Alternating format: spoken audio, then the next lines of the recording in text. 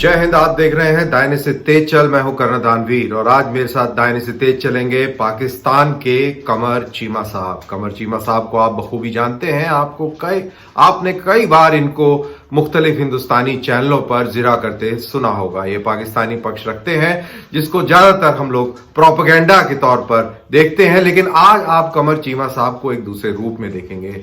हम कमर चीमा साहब से पाकिस्तान के हालातों के बारे में जानने की कोशिश करते हैं। संयम से बात करेंगे, तसल्ली से बात पूछी जाएगी और तसल्ली से ही जवाब दिए जाएंगे। चीखने चिल्लाने की जो इमेज जो आप अपने जहन में बनाए हुए हैं, शायद आज के बाद वो टूट जाए। तो आइए बात करते हैं कमर चीमा साहब से। तेज चल पर बहुत बहुत स्वागत है और शुक्रिया, आपने अपना कीमती समय निकाला। और कैसे हैं आप? मैं बिल्कुल ठीक ठाक हूँ कर्नल साहब। आप सुनाए, मौसम एंजॉय कर रहे हैं? सेहत ठीक है आपकी?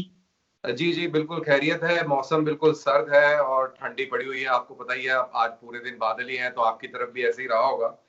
और बहरहाल इस ठंडी में थोड़ी बातें कर लें और उम्मीद है कि हम टेलीविजन चैनल की तरह गर्मी वाली बातें नहीं करेंगे और ना ही वो हमारा उद्देश्य है, और हम एक इंटेलेक्चुअल की तरह बात करेंगे। तो मैं आपसे शुरुआत करता हूं, आगाज करता हूं। पहला मैं सवाल आपसे ये पूछना चाहता हूं, क्योंकि आपको कई बार हिंदुस्तानी टेलीविजनों पर देखा भी है और आपके साथ में चीखा चिल्ली वाले मैच में भी शिरकत करी है। तो आप पाकिस्तानी टेलीविजन पे भी आते हैं, मैं भी जाता हूं। आपको इंडियन मीडिया और पाकिस्तानी मीडिया के अंदर, जहां तक ये इस तरीके के प्रोग्रामों का सवाल है, आपको दोनों में कुछ सिमिलैरिटी लगती है या कुछ अलग लगता है, मुख्तलिफ लगता है? तो क्या है वो आपका नजरिया मीडिया को लेकर? जी बहुत शुक्रिया कर्नल साहब। देखिए, मैं समझता हूं पहली बात तो यह है कि जब मीडिया का एनालिसिस करना हो तो दोनों मुल्कों के मारूजी हालात देखने पड़ेंगे। दोनों मुल्कों में देखना पड़ेगा कि आपकी पॉपुलेशन देखनी पड़ेगी, हमारी पॉपुलेशन देखनी पड़ेगी, क्योंकि हमारी 22 करोड़ की पॉपुलेशन है और आपके पास माशाल्लाह 1 अरब 30-35 करोड़ 40 करोड़ के करीब आबादी आपकी। तो जाहिर बात है कि पाकिस्तान के अंदर एक छोटा मीडिया है और फ्रैंकली स्पीकिंग हमने तो मीडिया बनाया भी आपके लिए ही था। जब याद होगा मुशर्रफ के दौर में, जब मुशर्रफ ने यह समझा कि भाई कारगिल में जो नैरेटिव है वो तो इंडिया का बिक गया है, तो हमारा नैरेटिव तो गया ही नहीं दुनिया के सामने। तो उन्होंने कहा जी मीडिया बनाए ताकि हम दुनिया को या अपने व्यूअर्स को एटलीस्ट पता चले, ये प्राइवेट मीडिया आए तो चीजें बेहतर हो। सो मेरा ख्याल है कि हमारे मीडिया के हालात इस तरह डिफरेंट है और यहां पे बिल्कुल चीख पुकार नहीं होती, ना ही कोई की जाती है। बल्कि अगर कोई चीख पुकार करे या कोई लड़ाई हो जाए या इस तरह की चीज हो जाए तो उस गेस्ट को बैन कर दिया जाता है और कोशिश की जाती है इसको आइंदा ना बुलाया जाए और सोशल मीडिया में भी उसकी बहुत ज्यादा इंसल्ट होती है। लेकिन भारत क्योंकि आबादी बहुत बड़ी है, मैं ये नहीं कहूंगा कि देखें उधर एक बिजनेस मॉडल है जो चलता है कि भाई चीख पुकार ये चलता है। क्यों चलता है ये सोचने की बात है ना। देखिए, आपका अगर पॉपुलेशन सैंपल लिया जाए तो 10 लोगों की चॉइस में से हो सकता है 2 लोग चीख पुकार पसंद करते हो, इस तरह की नफरत पसंद करते हो। हमारा सैंपल है 3 लोगों का या 4 लोगों का, उसमें वो जो चीख पुकार वो जो है ना वो बड़ी माइनॉरिटी वाली रह जाती है, लोग रह जाते हैं। सो आपके यहां जो भी बेचोगे बिक जाएगा, क्योंकि आबादी इतनी ज्यादा है और हर कोई ना कोई बंदा जो है वो नफरत, जो अमन वाले हैं, जो पीस आराम से बात करना चाहते हैं, वो उन चैनल्स पे चले जाएंगे। जो थोड़ा दरमियाना पसंद करते हैं वो दरमियाने चैनल्स पे आ जाएंगे। जो थोड़ी चीख पुकार वाले हैं उस चैनल पे आ जाएंगे। और फिर अबव ऑल आपकी इसका लिटरेसी से भी ताल्लुक है। ये नहीं कि पाकिस्तान में सारे पढ़े लिखे हैं, यहाँ पे भी 50-60%, वैसे सरकार तो 60% कहती है, लेकिन इतने पढ़े लिखे लोग तो नहीं है, इससे कम ही पढ़े लिखे लोग हैं। आपके यहां भी उस हिसाब से लिटरेसी ज्यादा है, तो वो एक जो चंक ऑफ द पॉपुलेशन है वो उस चीज को बाय करता है और वो समझते हैं। और अबव ऑल एक और चीज भी है कि हमारे यहाँ में इंडिया पाकिस्तान में लिटरेसी ना होने की वजह से नॉर्मली ये समझा जाता है कि जो मीडिया कह रहा है वो ठीक कह रहा है। और अबव ऑल जो इसमें एक फैक्टर होता है कि आपके पास एक इंफॉर्मेशन तो आ गई, अब आपकी कितनी कैपेबिलिटी है कि आप उस इंफॉर्मेशन को प्रोसेस कर सकते हैं। जितनी कैपेबिलिटी प्रोसेसिंग की होगी उतना बेहतर आप अपने ट्यून इन करेंगे। सो मुझे अगर पता है कि यार मैं फलां चैनल लगाऊंगा, ये चीज बता रहा है, ये सही बता रहा है, गलत बता रहा है, अगर मैं पढ़ा हूं, किताब मैंने पढ़ी है, मैंने लिखा है, मुझे समझ है, मैं कहूंगा यार ये तो बेवकूफ है, छोड़ो आगे चलो। सो इसी तरह मेरा ख्याल है कि दोनों तरफ डिफरेंट वेरिएबल्स हैं, कोई एक वेरिएबल नहीं है चीजों को। मैं आपसे बिल्कुल सहमत हूं। एक तो एजुकेशन लेवल का एक बहुत फर्क पड़ता है, पॉलिटिकल हालात के हिसाब से भी नैरेटिव सेट होते हैं, और जहां तक क्रेडिबिलिटी का सवाल है, मैं इंडिया की मीडिया की तरफ से तो बता सकता हूं कि ज्यादातर जो मीडिया हाउसेस हैं उनकी क्रेडिबिलिटी जो है बहुत कम है, और जो चैनल्स प्रोपेगेंडा बेस्ड हैं उनकी तो खैर क्रेडिबिलिटी और भी अब कम हो गई है। लेकिन जहां तक पाकिस्तान का सवाल है, मेरा तजुर्बा पाकिस्तान चैनलों पे जाने का है, और मैं जिक्र भी करूंगा, एक बोल्ड टीवी है, और मैं अभी हाल ही में फिजा के प्रोग्राम पे गया था, वहां का नैरेटिव भी बिल्कुल मुझे ऐसे लगा कि ऐसा ही है जैसा यहाँ पर देखने को मिलता है। आपने उसको महसूस भी किया होगा, तो इसीलिए मैंने ये आपसे सवाल पूछा कि आपका क्या नजरिया कार है। दूसरे सवाल पे चलते हैं। चीमा साहब, अभी एक बड़ा दुखद वाकया हुआ बलूचिस्तान के अंदर, माइनर्स की जो है हत्या कर दी गई, और आज शायद आईएस के आतंकवादी संगठन ने उसकी जिम्मेवारी भी ली है। और साथ ही में इमरान खान साहब का भी एक कमेंट आया है और स्टेटमेंट आया है कि the prime minister will not be blackmailed. Hazara जो है वो अपने ताबूत लेकर, मासूमों की जिनके कत्ल हो गया उनके ताबूत लेकर बैठे हुए हैं, और वो कहते हैं जब तक इमरान खान नहीं आएंगे तब तक वो दफन नहीं किए जाएंगे। और वहीं पीडीएम के कुछ नेता हैं वो शायद वहां पहुंच भी गए हैं। तो ये क्या सियासत है और ये क्या है, उनको क्यों टारगेट किया जाता है? क्योंकि हम अक्सर सुनते हैं कि हजारा के शिया हैं उनको टारगेट कर रहे हैं, या तो वो कुछ पाकिस्तानी कोई ऑर्गेनाइजेशन है, जैशे जंगवी है या आईसिस है। तो ये क्या है पूरी कहानी, अगर आप शॉर्ट में समझाएं तो। जी देखिए, पहली बात तो यह है कि ये जो हजारा कम्युनिटी है, इनका ताल्लुक अहले तशरीफ फिका से है। अहले तशरीफ फिका, जारी बात है, एक छोटा पाकिस्तान का कोई 20% या 25% कह लें, 20% नॉर्मली कहा जाता है, इस रेंज में ये है। लेकिन यू मीन शिया कम्युनिटी? जी, शिया कम्युनिटी। अब आगे शिया में ये जो कम्युनिटी है, ये एक एथनिकली भी नजर आती है। ये अफगानिस्तान में भी है, पाकिस्तान में भी है, और भी सेंट्रल एशिया में, और भी दुनिया के मुख्तलिफ इलाकों में, लेकिन प्राइमरली यहीं पे थे। अच्छा, अब ये इनका प्रॉब्लम ये है कि ये बेसिकली नॉन वायलेंट लोग हैं। अब इनको लश्कर जंगवी जो थी वो इनको मारती थी, क्योंकि लश्कर जंगवी के बकौल जो अहले तशी को मारना जो है वो सवाब है, या वो समझते हैं कि भाई जो शियों का कत्ल है वो वाजिब है। तो वो माजी में पाकिस्तान में ये शिया सुन्नी प्रॉब्लम रहा, शियास को प्रोसिक्यूट किया गया, उनके खिलाफ ब्लास्फेमी चार्जेस लेके बहुत कुछ हुआ इस हवाले से। इसको अगर देखा जाए तो ये एक बहुत बड़ी बहस है। लेकिन मैं अगर बलूचिस्तान में लेके जाऊं तो ये इनको पिछले कुछ सालों में, जब दहशतगर्दी पाकिस्तान में अरूज में थी, तो जो दहशतगर्द ग्रुप थे वो समझते, उनके दो टारगेट थे। एक टारगेट तो रियासत और रियासत के अदारे, और दूसरा शिया कम्युनिटी।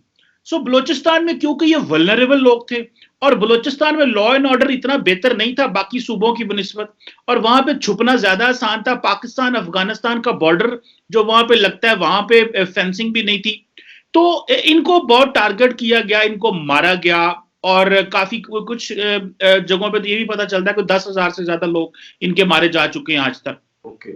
कुछ कोई फिगर देते हैं, लेकिन जो मैंने देखा वो ऑलमोस्ट इसके। बहरहाल ये एक और बात है।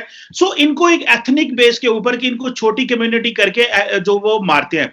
अब प्रॉब्लम आ जाता है दाइश का। आपने आईएसआईएस का जिक्र किया।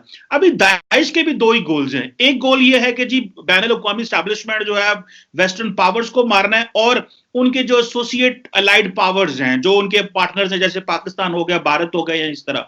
अब होता क्या है कि ये फिर अपने लोकल एफिलिएशंस डेवलप करते हैं, जैसे इन्होंने लश्कर जंगवी से एफिलिएशन डेवलप की। तो वो जो इनके छोटे छोटे ग्रुप्स मुख्तलिफ जगहों में मौजूद हैं, वो फिर हमले करते हैं। अभी पाकिस्तान में ये है कि पाकिस्तान में इन्होंने मुख्तलिफ जगहों पे हमले किए, लेकिन हजारा कम्युनिटी के साथ माजी में भी बहुत हुआ। अच्छा, इनको इतना जुल्म हुआ, इतना इनके साथ हुआ कि अब जब भी इनका होता है तो ये ग्लोबल हेडलाइंस बन जाती हैं, नेशनल हेडलाइंस बन जाती हैं। एक फैक्टर तो ये है जी। अब पाकिस्तान ये कहता है कि क्योंकि भारत जो है वो पाकिस्तान में दहशतगर्दी करवा रहा है, कुलभूषण यादव नेटवर्क पकड़ा गया अफगानिस्तान के रास्ते में भी। तो ये भी पाकिस्तान की जो अथॉरिटीज हैं, जो हमारे मिनिस्टर्स हैं, उन्होंने ये कहा है कि ये बेसिकली पहले एथनिक जो था वो बलोच सेपरेटिस्ट को फंडिंग की जा रही थी, तो अभी कुछ ऐसे सेक्टेरियन एलिमेंट्स को भी फंड किया जा रहा है और इस तरह के मामला डिस्कस हो रहे हैं। सो पाकिस्तान में एक डोमिनेंट फैक्टर ये है कि ये इंडिया करा रहा है, लेकिन इंडिया अगर करवा भी रहा है सारी बात है, लेकिन उसके अंदर देखना यह है कि यहाँ पे वो फॉल्ट लाइन मौजूद है तो हो रहा है ना। ये तो नहीं है कि अगर फॉल्ट लाइन नहीं, ये फॉल्ट लाइन मौजूद थी तो ये चीजें हुई। सो इसको अगर देखा जाए तो ये एक प्योरली इसको आप सेक्टेरियन मसला समझ लें। और एक पर्सपेक्टिव ये भी है पाकिस्तान में कि इनको हजाराज के ऊपर इतना टारगेट करो कि ये एक्सट्रीमिस्ट बन जाएं। जब ये भी एक्सट्रीमिस्ट बनेंगे तो ये भी वेपन उठाएंगे, वायलेंस करेंगे, रियासत के हक में उठेंगे या रियासत के खिलाफ जाएंगे तो मामलात खराब होंगे। सो मेरा ख्याल है कि ये जो है एक तो आपका ये जो है, और दूसरा जो इमरान खान साहब के हवाले से आपने बात की वो ये है कि वो बात ये हो रही है कि जी वो वजीर आजम आए तो हम जो है वो दफनाएंगे। इससे पहले भी वजीर आजम जाते रहे हैं इनके पास जब इनके साथ जुल्म हुआ। एक दफा तो पीपल्स पार्टी ने अपना वजीर अल्लाह को हटा दिया, गवर्नर रूल लग गया और इस तरह की चीजें हुई। लेकिन अभी यह है कि वजीर आजम को यह कहा गया है कि अगर आप आज चले जाएंगे वहां पे तो कल को तो कहीं और किसी की 10 लाशें गिर जाएंगी तो वो कहेगा जी वजीर आजम को लेके आओगे तो हम दफनाएंगे। तो जारी बात है कि प्राइम मिनिस्टर ऑफ पाकिस्तान है, वहां पे मिनिस्टर जा चुके हैं, फेडरल मिनिस्टर्स गए हैं, सीएम गए हैं, सारे बड़ी बड़ी पावर्स वहां पे गए हैं, जो सिविलियन अथॉरिटीज के लोग गए हैं। सो प्राइम मिनिस्टर कहता है कि आप अभी उनको दफनाएं, मैं अभी पहुंच जाऊंगा, लेकिन मैं पहले नहीं आऊंगा क्योंकि इससे आप रियासत को या प्राइम मिनिस्टर को ब्लैकमेल ना करें। बाकी हम आपकी हर तरह की इमदाद, जितने भी लोग शहीद हुए हैं, मरे हैं, उनको 50 लाख रुपया दे रही है रियासत, और मतलब सारी चीजें हैं। सो इसका ये एक पस मंजर है और एक ये चीज है। जी जी। खैर आपने इंडिया का नाम लिया कि इंडिया शियाज मरवा रहा है, मेरे ख्याल से इससे मैं तो खैर सहमत नहीं होऊंगा, क्योंकि हिंदुस्तान के अंदर भी शिया उतने हैं परसेंटेज वाइज जितने पाकिस्तान में है, और हिंदुस्तान में शिया जो है बहुत महफूज हैं, बहुत तरक्की याफ्ता हैं, और बहुत ही खुशहाली का जो लाइफ है वो शियाज जो है हिंदुस्तान में जी रहे हैं। बहरहाल दूसरा मेरा जो तीसरा जो मेरा सवाल है वो डॉन न्यूज़पेपर के हवाले से है। कल मेरे ख्याल से शायद परसों की एक रिपोर्ट है डॉन न्यूज़पेपर में, वो ये कहती है कि चाइनीज जो है काफी परेशान है कि जिस स्पीड से सीपैक की कार्रवाई चलनी चाहिए थी वो उतनी स्पीड से नहीं हुई, और जो फेज 1 का जो प्रोजेक्ट्स थे वो भी अभी मुकम्मल नहीं हुए हैं, और उससे काफी उनको परेशानी है। और एक बड़ी हाई लेवल मीटिंग भी करी है उन्होंने इस्लामाबाद के अंदर, और एक सजेशन चाइनीज ने दिया है, और बल्कि सजेशन क्या, उन्होंने ये पेशकश बड़े पुरजोर तरीके से रखी है कि ये सीपैक का मामला है, इसको एक्सपेंड करें, रीजनल एरिया में एक्सपेंड करें। तो रीजनल एरिया की बात करें तो उसमें ईरान है, अफगानिस्तान है, और अल्टीमेटली हिंदुस्तान भी है। तो यही न्यूज़पेपर आखिरी के एक पैराग्राफ में हिंदुस्तान का नाम जरूर जिक्र करता है, बट बाय एंड लार्ज वो ये कहता है कि अफगानिस्तान के अंदर इसको प्रोग्रेस कराने की जरूरत है। ईरान का तो नाम बिल्कुल भी नहीं लेता। बहरहाल तो ये जो केस है, as an Indian I want to understand कि सीपैक के अंदर क्यों ये स्लो डाउन हुआ, क्यों ये फेज 1 जो है अभी तक कंप्लीट नहीं हो पा रहा है, और इसका क्या कारण है। जाहिर सी बात है आप इसमें बलूचिस्तान और इंसर्जेंसी और उसका भी एंगल लगाएंगे। खैर जो भी है, तो आपका क्या नजरिया है, आप इसको कैसे देखते हैं? जी बहुत शुक्रिया। देखिए इसमें कल साहब ये है कि जो चाइना पाकिस्तान इकोनॉमिक कॉरिडोर है उसका जो पहला हिस्सा था जिसमें कहा जाता है तकरीबन 20 अरब डॉलर 19 अरब डॉलर की इन्वेस्टमेंट हुई, वो बेसिकली इंफ्रास्ट्रक्चर की थी, जिसमें दो इंपॉर्टेंट चीज थी, एक तो रोड इंफ्रास्ट्रक्चर बन जाएगा और दूसरा एनर्जी की जो शॉर्टेज है वो कंप्लीट होगी। सो दोनों चीजें कंप्लीट हो चुकी हैं। अभी जो इंपॉर्टेंट चीज है, जो सेकेंड फेज अभी चलना था, वो चलना है जी इकोनॉमिक जोन्स बनेंगे। ठीक है जी। एक सॉरी चीमा साहब, मैं आपको यहाँ टोक रहा हूँ, मैं इसी के हवाले से बता रहा हूं कि पाकिस्तान के अंदर 4,500 मेगावाट इलेक्ट्रिसिटी की शॉर्टेज थी, और फेज 1 के दौरान 10,000 मेगावाट जनरेट करने की बात कही गई थी। लेकिन एज पर डॉन न्यूज़पेपर ये जो मार्क था ये स्टैब्लिश नहीं हो पाया, रीच नहीं कर पाए, तो कैसे कहेंगे आपकी फेज 1 मुकम्मल हो गया है? नहीं, देखिए उसमें ये कि उसमें मल्टीपल फैक्टर्स हैं। ये तो एक देखें, आज से 10 साल पहले चला जाए तो पाकिस्तान में कल साहब 24 घंटे में से 12-12, 15-15 घंटे, 16-16 घंटे तो गांव में बिजली जाती थी। आज से 2009, 10, 11, 12 की मैं बात कर रहा हूँ। फिर क्या हुआ, बल्कि इस्लामाबाद शहर में तकरीबन 4 घंटे के 6 घंटे बिजली जाती थी, इस्लामाबाद सिटी कैपिटल में। अभी यहां बिजली नहीं जाती। अभी जारी बात है, 10 साल पहले आबादी भी कम थी, उतने एयर कंडीशन भी नहीं चलते, तो उतनी फैक्ट्रियां भी नहीं थी। तो आज जितनी एनर्जी पाकिस्तान ने पैदा कर ली है चाइना की मदद से, आज यहाँ पे इलेक्ट्रिसिटी शॉर्टेज नहीं है। ठीक है जी। मतलब मैं इस्लामाबाद में कभी बिजली गई नहीं, वैसे जाती है, ये नहीं कि नहीं जाती होगी कहीं हल्की फुल्की, लेकिन शॉर्टेज शेड्यूल्ड कोई वो नहीं है। सो एनर्जी तो पूरी है पाकिस्तान में। और अभी तो पाकिस्तान ने बहुत ज्यादा प्रोजेक्ट्स लगाए हैं, दियामर बादशाह डैम और काफी वापडा मिलके, और वो सारा कर रहा है। तो हम एनर्जी के हवाले से तो पूरे हो जाएंगे, और काफी हद तक हो गए जितनी हमें जरूरत है। हमें गैस की कमी रहती है थोड़ी, उसके हवाले से चैलेंजेस हैं वो, क्योंकि इंपोर्ट करनी होती है और इस तरह के चैलेंजेस हैं। सो पहला रोड इंफ्रास्ट्रक्चर और एनर्जी, ये दोनों कंप्लीट है जितनी हमें चाहिए। दूसरा ये है कि कितने इकोनॉमिक जो इकोनॉमिक जोन्स बनेंगे, जो कि बलोचिस्तान से लेके, अच्छा वो जोन्स इसी तरह ही होते हैं, स्मॉल सिटीज होंगे जहां के अंदर आप इंडस्ट्रीज लगाएंगे, लोगों को एक फेवरेबल एनवायरनमेंट देंगे, बिजली देंगे, गैस देंगे, उनके साथ मुआहदे करेंगे, उनको प्रायोरिटी पे चीजें मिलेंगी, एक्सपोर्ट के वाले से उनकी मदद की जाएगी। सो जोन्स का तो यही मतलब होता है। अब उसमें जाहिर बात है कि आपको इन्वेस्टर चाहिए, लोकल भी इन्वेस्टर चाहिए होगा, ग्लोबल इन्वेस्टर भी चाहिए होगा। तो बहुत सारी चाइनीज आ रहे हैं वहां पे, जो वहां पे आके इन्वेस्टमेंट कर रहे हैं, अपनी फैक्ट्रियां ले रहे हैं, चीप लेबर यहां से इस्तेमाल करेंगे। तो इस तरह की चीजें, फिर यहां से वो चीजें एक्सपोर्ट होकर बाहर जाएंगी। तो जो सेकंड फेज है, ये बहुत बड़ा फेज है। सेकंड देखिए, एक है रोड इंफ्रास्ट्रक्चर बनाना, एक है फैक्ट्री लगाना, दोनों में फर्क है। देखिए रोड इंफ्रास्ट्रक्चर तो रियासत ने कर दी, ठीक है जी, स्टेट। अब फैक्ट्री तो रियासत नहीं लगाएगी ना। फैक्ट्री के लिए तो आपको लोकल इन्वेस्टर चाहिए, और हर फैक्ट्री के लिए हर बंदा अलग चाहिए। अब अगर हमने केपी में, पंजाब में, बलोचिस्तान में, सिंध में जो जोन्स बने हुए हैं, वहां पे लोगों को इकट्ठा करना है। और फिर हम ये भी चाहते हैं कि ये जो अब जितने भी जोन बनेंगे वो एक्सपोर्ट के हवाले से होंगे, ताकि इस रोड इंफ्रास्ट्रक्चर को इस्तेमाल करके वो खित्ते में फैल जाए। एक बात तो ये, उसके लिए जारी बात है कि कोविड की वजह से इकोनॉमी स्लो डाउन होती है। फिर पाकिस्तान ने बड़ा रोबस्ट टैक्सेशन रिजीम इंट्रोड्यूस कराया है, लोगों को कह रहे हैं कि मैसिवली आप टैक्सेशन दें, क्योंकि इनफॉर्मल इकोनॉमी बहुत ज्यादा थी। तो ये चैलेंजेस थे। अभी साथ ही में आप चले जाएं तो अफगानिस्तान, जो आपने बात की कनेक्टिविटी की, इन चाइनीज चाहते हैं कि हम ईरान के साथ, क्योंकि चाइनीज जो है वो ईरान में बहुत पैसा लगा रहे हैं, इसी तरह अफगानिस्तान में भी है। इंडिया को तो हम कहना चाहते हैं, लेकिन इंडिया क्योंकि इस वक्त पंजाबी कहते हैं वादे घोड़े चढ़े है, सानू लोड़ कोई नहीं वेखी जाएगी, खैर है। तो वो तो चलो ठीक है, इंडिया को तो रहने दें। और बाकी जो हमारा वेस्ट एशिया या इस साइड पे है, वो हम कनेक्टिविटी चाहते हैं। और आपको पता है सऊदी से भी कोई पैसा डालने की बात की थी जब last time Saudi crown Prince Pakistan आए थे।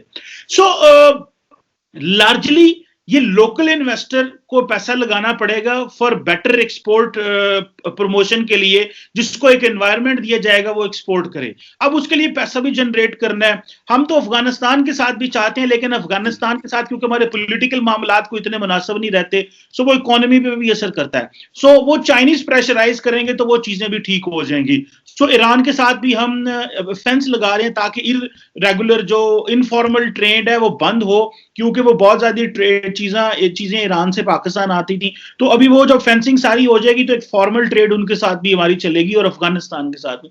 So it's a slow process, इतना तेज नहीं होता। और दूसरा, इमरान खान साहब के आने के बाद जो है वो, क्योंकि एक नई गवर्नमेंट आई थी तो वो चीजों को रिव्यू कर रहे थे जी। और जी। फिर आपको पता है कि सीपैक अथॉरिटी के चेयरमैन नए आए, जनरल आसिम बाजवा साहब, जो कि 24 घंटे सिर्फ यही काम कर रहे हैं कि चाइनीज और पाकिस्तानी बिजनेसमैन को कनेक्ट कर रहे हैं और वो सारा कर रहे हैं।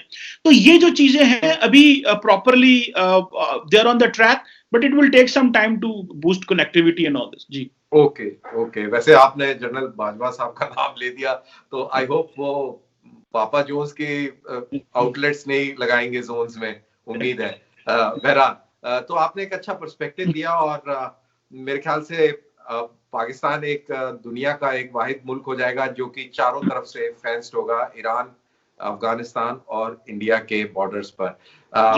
अब दूसरे टॉपिक पर आते हैं और वो टॉपिक है अफगानिस्तान का भी। हम अफगानिस्तान का जिक्र भी कर रहे थे। तो जो अफगानिस्तान की जो पीस प्रोसेस थी और डोनाल्ड ट्रंप के हवाले से बात करी जाए तो डोनाल्ड ट्रंप एक बहुत अच्छे प्रेसिडेंट मानने जाने चाहिए जहां तक अफगानिस्तान पीस प्रोसेस की बात करें, क्योंकि उन्होंने अफगानिस्तान पीस प्रोसेस को काफी धक्का दिया था, काफी उसमें पुश दिया था। तो आपको लगता है कि जो बाइडेन के आने से इस पीस प्रोसेस को ट्रैक पर रखा जाएगा और ये पीस प्रोसेस एक मुकम्मल पॉइंट पर पहुंचेगा? देखिए साहब, इसमें मैं समझता यह हूं कि जो अफगानिस्तान का जो मामला है ना, उसमें तो हम चाहते हैं कि जब बाइडेन आए तो बाइडेन वही करें जो ट्रंप कर गए हैं, क्योंकि हमने बहुत हेल्प की है अफगानिस्तान में। पहले तो हम तालिबान को टेबल पे लेके आए, फिर उनके मुज़ाकरात करवाए, क्योंकि पाकिस्तान का आपको पता है एक पुराना इन्फ्लुएंस है तालिबान के ऊपर, और वो बहुत सारे लोग हमारे पास पकड़े हुए थे जो अमेरिकन ने डिमांड किए कि ये लोग हमें दें, मुल्ला बरादर और बहुत सारे, वो हमने उनको वापस किए। उन्होंने फिर उनके साथ डायलॉग किया। अभी एक फेज तो हो गया, दूसरा फेज जारी बात है इंट्रा अफगान डायलॉग का आता है। वो जारी बात है कि वो वहां पे लोकल धड़े हैं, हम हर धड़े के ऊपर तो इन्फ्लुएंस नहीं रखते। सो वो तो खुद अफगानियों ने बैठ के फैसला करना है।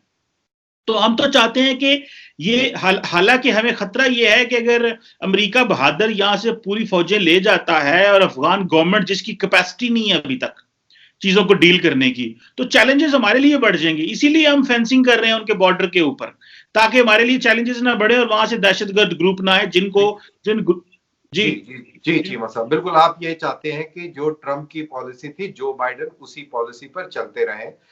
लेकिन मैं कहीं पढ़ रहा था और किसी पाकिस्तानी कमेंटेटर का ही कोई एक आर्टिकल पढ़ रहा था जो ये कहता है, पाकिस्तानी कमेंटेटर बोले तो जो पाकिस्तान में अभी नहीं रहता है, यूरोप और अमेरिका में कहीं बैठते हैं वो, तो उनका जो कमेंट्री थी अफगानिस्तान को लेकर वो ये कहते हैं कि पाकिस्तान एक तरफ पीस प्रोसेस को पुश भी कर रहा है, दूसरी तरफ वो नहीं चाहता कि अफगानिस्तान में वो पीस आए, क्योंकि अगर आप अफगानिस्तान में पीस आ जाएगी तो ड्यूरेंट लाइन का मसला एक उसके लिए बहुत बड़ा खड़ा हो जाता है। तो वो चाहता है कि वो आपस में अफगान लड़ते रहे जिससे कि पाकिस्तानी इन्फ्लुएंस जो है अफगानिस्तान के ऊपर कायम रहे। इसको आप कैसे क्लैरिफाई करेंगे, कैसे आप इसको बताएंगे? देखिए, मैं नहीं समझता ये वो लोग हैं जो पाकिस्तान की मिलिट्री एस्टैब्लिशमेंट को अननेसेसरीली टारगेट करते रहते हैं, एक बात। और दूसरा, वो समझते हैं कि चीजें वैसी चल रही जैसे 30 साल पहले चल रही थी। भाई देखें, ये पिछले 18 साल में पाकिस्तान फौज ने बड़ी कुर्बानियां दी हैं, हमारे लोग बड़े शहीद हुए हैं, हम एक बैटर्ड हार्डन आर्मी है। हम देखें, लड़ाई कर करके फौजें थक जाती हैं कल साहब, इतना आसान काम नहीं होता। आपकी फौज को उस तरह चीजें नहीं फेस करनी पड़ी जिस तरह हमारी फौज को अर्बन वॉरफेयर भी करनी पड़ी, एक हिसाब से चीजों को देखना पड़ा। सो ये नहीं है कि पाकिस्तान फौज नहीं, हम तो चाहते हैं अमन हो, अमन हो, अमन हो। हमने तो अमरीकियों को, तालिबान को बिठा दिया, बात करें। अभी अगर तालिबान और अफगान को, अभी तो स्पॉइलर कौन है इस सारे में? स्पॉइलर तो अब्दुल्ला और अशरफ गनी है, जो नहीं चाहते कि मामला ठीक हों। अगर मामला देखें, तालिबान अगर पावर में आएंगे तो, मैं अक्सर एक मिसाल देता हूं कल साहब, एक केक है, उस केक को आगे अब्दुल्ला भी खा रहा है, अशरफ गनी भी खा रहा है, गुलबदीन हिकमतयार भी खा रहा है, छोटे छोटे और लोग भी खा रहे हैं। तो जब तालिबान आएंगे तो वो भी तो बाइट लेंगे ना उससे जी। ये तो नहीं अच्छा लगेगा। और वो इतने बड़े प्लेयर हैं कि उन्होंने पूरी अफगानिस्तान और पंजाबी के अंदर जो है वक्त पाके रखे सी। अच्छा, जिनको उन्होंने पावर होना है, जब वो पावर में आएंगे तो वो शेयर नहीं मांगेंगे, वो शेयर मांगेंगे। कॉन्स्टिट्यूशन रीड्रॉ होगा, स्ट्रक्चर रीड्रॉ होगा, उनको मेन स्ट्रीम करना है, उनको पावर में लेना है। तो इतना आसान काम नहीं है जो चीजें हल हो जाएंगी ओवर द नाइट, ये टाइम लगेगा। और अगले 3-4 साल में अगर ये कर लें और एक लॉन्ग टर्म, और तालिबान बहुत सियाने हैं जनाब, वो कहते हैं ना, वो कहते थे कि American have the watches and we have the time. घड़ियां उन्होंने को टाइम साढ़े को, अं वेले बैठे, साढ़ा की पहाड़ अपना उत्ते चढ़ जाएंगे।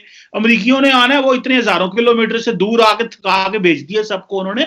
सो ये तो जितनी जल्दी अफगान आपस में बैठ के कर्नल साहब अपने मसले हल कर लें, हमारे लिए अच्छा है। हम तो इस जंग का, सोवियत आए तब भी हमें नुकसान हुआ, यहां पे एक डिक्टेटर था, उसने तबाही मचा दी, सारे मौलवी जहादी बन गए, यहाँ पे मिलिटेंट बन गए। फिर वो खत्म हुआ तो बाद में हमने क्या, इन्होंने फड़ो, ये तो चौखे हो गए, इन्होंने कटाओ। फिर हमने अमेरिका की मदद की, तो गन तो यहां पड़ा ना। हम नहीं चाहते कि वहां से कोई गंद आए। हमें तो अफगानिस्तान, अक्सर हम कहते हैं कि पाकिस्तान की स्ट्रेटेजिक पोजीशन बड़ी तगड़ी है, मैं तो कहता हूं पाकिस्तान की स्ट्रेटेजिक पोजीशन तगड़ी तो है पर लायबिलिटी रही हमारे लिए। अगर हम अफगानिस्तान हमारे साथ ना होता तो चलो इंडिया भी ना होता तो स्कूल ही होना सी, मौजा मारनियां सन, पर ये सानू तो दोवां पासियों सैंडविच बनाया है कि जनाब लगे हो। सो मेरा ख्याल है कि जो पाकिस्तान वांट्स अफगानिस्तान में स्टेबिलिटी है, और इसमें at large prime minister Imran Khan खुद जाके अशरफ गनी को कहा है कि हम आपके साथ खड़े हुए हैं और मदद देंगे, बाकी लोग जो मर्जी कहते हैं। जी जी जी जी जी जी बिल्कुल बिल्कुल, इसमें कोई दो राय नहीं है कि जब से ये अफगानिस्तान के अंदर ये मसला शुरू हुआ है, पाकिस्तान के अंदर बहुत बड़ी तादाद में अफगान रेफ्यूजीज आए हैं, उससे पूरे डायनेमिक्स चेंज हुए। फिर एक जिहाद चला वहां पर, और जाहिर सी बात है जिहाद चला तो आपने खुद ही बताया कि उसके इंटरनल सिचुएशन पे भी फर्क पड़े, और जिसके लिए पाकिस्तान को काफी कुर्बानियां देनी पड़ी। इसमें मेरे ख्याल से किसी को कोई शक नहीं होना चाहिए, और ये सब सहमत भी हैं कि पाकिस्तान काफी सफर किया है इस अफगान इशू को लेकर, और वो अभी भी सेटल नहीं हुआ है। लास्ट में चीमा साहब, मुंबई का जो मास्टरमाइंड लखवी था उसको सजा दी गई है 15 साल की, तो यह क्या ये FATF का डर है या पाकिस्तान बदल रहा है? देखिए कौन साहब, इसमें 2-3 फैक्टर हैं।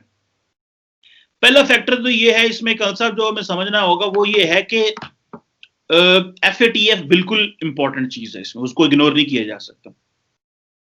दूसरी इसमें चीज जो इंपॉर्टेंट है वो ये है कि पाकिस्तान बहुत ज्यादा ट्रांसफॉर्म हो चुका है, और मुझे ऐसे लगता है कि जो पुराने इस तरह के जो ग्रोथ है, जो लायबिलिटी रहे हैं पाकिस्तान के लिए फॉर वन रीजन और दी अदर रीजन, मैं उस डिटेल में नहीं जाना चाहता, लेकिन ये लोग लायबिलिटी हैं पाकिस्तान के लिए।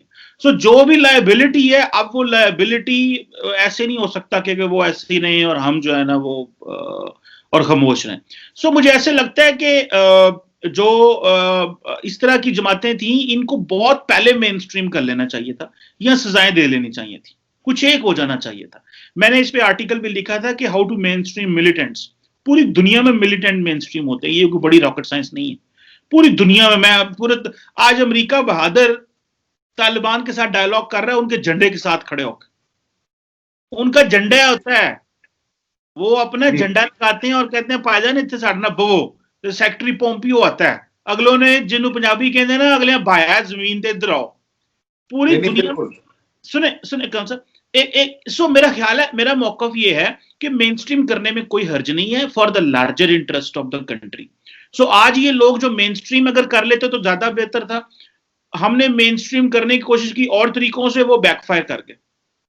अब अगर मेन स्ट्रीम करता ना, इसे पाकिस्तान की पार्लियामेंट मेन स्ट्रीम करती, ये कहती थी ये लोग थे, इनका ये माजी में काम था, अब इन्होंने ये कर रहे हैं, तो जो इनको मेन स्ट्रीम होना चाहिए, पॉलिटिकल पार्टीज बनानी चाहिए, अपना फिलैंथ्रोपी का काम करें, जो मर्जी करें, तो एक चीज खत्म हो जाती। लेकिन हमने लेट किया, डिले किया, जिसकी वजह से वो हमारे लिए प्रॉब्लम बनी रही, और अभी हमें फिर मजबूरन बहुत सारी चीजें करनी पड़ रही हैं। सो मेरा ख्याल है यहाँ पे हमारी कुछ गलतियां भी हैं, और ये गलतियां मैं समझता हूं कि पाकिस्तान की जो पॉलिटिकल लीडरशिप है, ये उनकी अंडरस्टैंडिंग होनी चाहिए थी कि वो उन्होंने किस तरह चीजों, इस तरह के चीजों को साथ लेके चलना। जी कुछ कह रहे?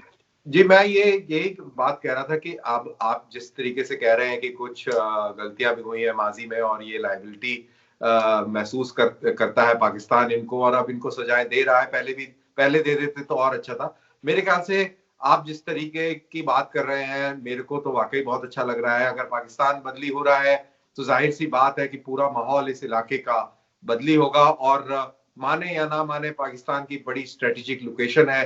अगर पाकिस्तान के अंदर बदलाव आता है तो पूरे रीजन के अंदर बदलाव आता है, और वो महसूस भी किया जाता है, और आज से नहीं सदियों से किया जा रहा है। जो उस इलाके के अंदर बदलाव आता है, पूरे हिंदुस्तान को, पूरे सेंट्रल एशिया को और ईरान को, यहाँ पूरे इलाके में उसका असर देखने को मिलता है। बहरहाल आपने बड़े खुलकर और बड़ी ईमानदारी से सवालों का जवाब दिया, और बड़े इंटरेस्टिंग पर्सपेक्टिव रखे, काफी नॉलेजेबल रहा आपके साथ में इंटरेक्शन, और आपका बहुत बहुत शुक्रिया चीमा साहब कि आपने समय निकाला। बहुत बहुत शुक्रिया, धन्यवाद। Thank you. तो ये थे कमर चीमा साहब, उन्होंने बड़ी बेबाकी से पाकिस्तान के हालात के ऊपर अपना तबसरा दिया, उन्होंने अपनी बात रखी। जाहिर सी बात है पाकिस्तान के हैं तो पाकिस्तानी पॉइंट ऑफ व्यू से वो अपनी बात रखेंगे, और जाहिर है एक पैट्रियोटिक पाकिस्तानी होने के नाते उन्होंने बखूबी अपनी बात उसी नजरिए से, उसी तरीके से रखी। तो इसी के साथ आज का दायने से तेज चल यहीं पर खत्म होता है। आपको पसंद आया हो तो जरूर शेयर कीजिएगा, लाइक कीजिएगा, सब्सक्राइब कीजिएगा। अगली बार फिर किसी और के साथ दायने से तेज चलेंगे। तब तक के लिए जय हिंद।